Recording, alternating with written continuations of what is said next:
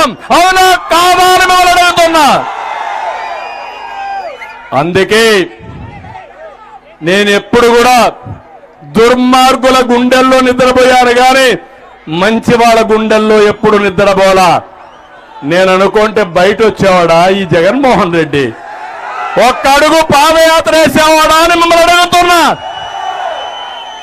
అది నా మర్యాద.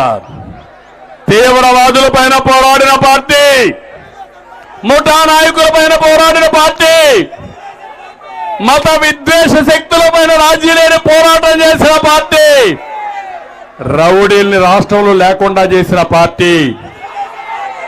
నాకు ఈ రాజకీయ రౌడీలు ఒక లెక్క తమ్ముళ్ళు. అదే చెప్తున్నా, ఖబర్దార్ జాగ్రత్తగా ఉండండి. రాజకీయాల ముసుగులో రౌడీజం చేయాలంటే, రాజకీయ ముసుగులో పోలీసులు ఉపయోగించుకోవాలంటే మీ ఆటలు సాగనీయం.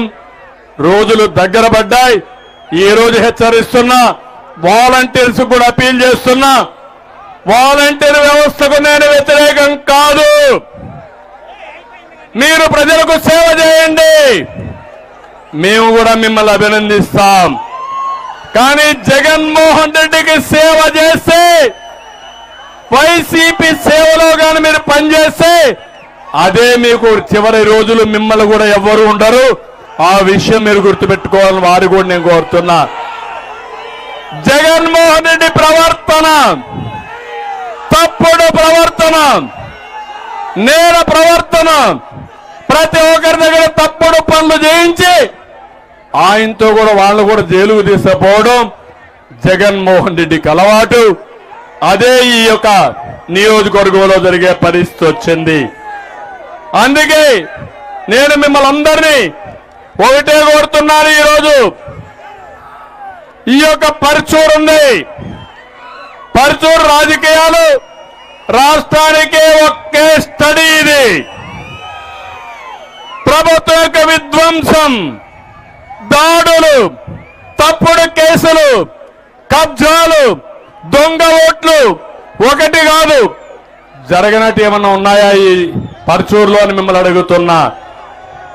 ఈయన్ని చూస్తే 2019 చీరాల్లో చీకొట్టారు. ఆ వ్యక్తి పేరేంటయా? నేను పేరు చెప్పను, నాకు చాలా తక్కువ. అలాంటి వ్యక్తిని ఇక్కడ తీసుకొచ్చి పెట్టాడు. మీరు ఒక పక్క చూస్తే అమరావతిలో ఒక పెద్ద సైకో, ఇక్కడ ఒక చిన్న సైకో తయారయ్యాడు. ఎన్ని ఆటలాడాడు, ఎంత ఎదిగిపోయాడు. ఒక్క దొంగ నోట్ల కోసం ఫామ్ 7 అన్యాయం చేసి